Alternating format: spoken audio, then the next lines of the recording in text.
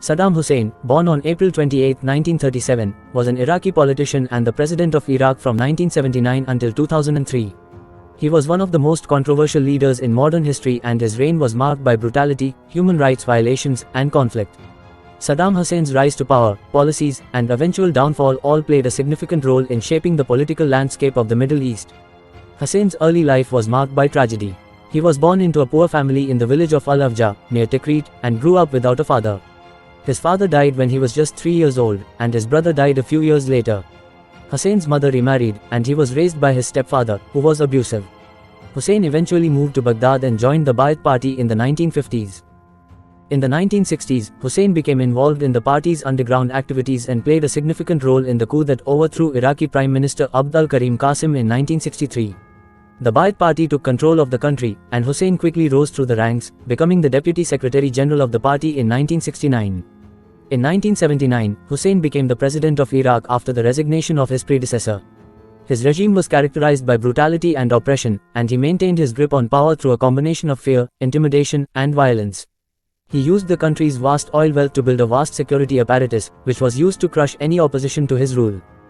Hussein's policies were also marked by a series of wars and conflicts. In 1980, he launched a war against Iran, which lasted for 8 years and resulted in the deaths of hundreds of thousands of people.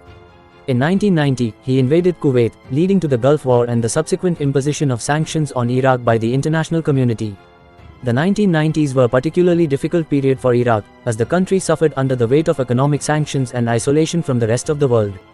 Hussein's regime was accused of numerous human rights violations, including torture, execution, and forced disappearances. He also faced repeated uprisings from Kurdish and Shiite populations in the country, which he brutally suppressed. Hussein's downfall came in 2003, when the United States led an invasion of Iraq, citing concerns about the country's weapons of mass destruction (WMD) program. Despite international opposition and the lack of evidence of WMDs, the invasion went ahead, and Hussein was eventually captured by US forces. He was put on trial and executed by hanging in December 2006. Saddam Hussein's legacy is complex and divisive. While some see him as a brutal dictator who committed numerous human rights violations, others view him as a strong leader who held Iraq together during a tumultuous period. His policies, particularly his decision to invade Kuwait, had significant consequences for the Middle East and the wider world, leading to a series of conflicts and tensions that continue to this day. In conclusion, Saddam Hussein was a controversial figure who dominated Iraqi politics for over 2 decades. His policies and actions had significant consequences for the Middle East and the world, and his legacy remains a topic of debate and discussion. Why he was hanged? Saddam Hussein was hanged after being found guilty of crimes against humanity by an Iraqi court. He was specifically charged and convicted for his role in the 1982 killings of 148 Shia Muslims in the Iraqi town of Dujal. The killings occurred after a failed assassination attempt on Saddam Hussein, and he was accused of ordering the executions and torture of the people of the town. Saddam Hussein's trial was highly controversial, with many criticizing it as being politically motivated and lacking due process.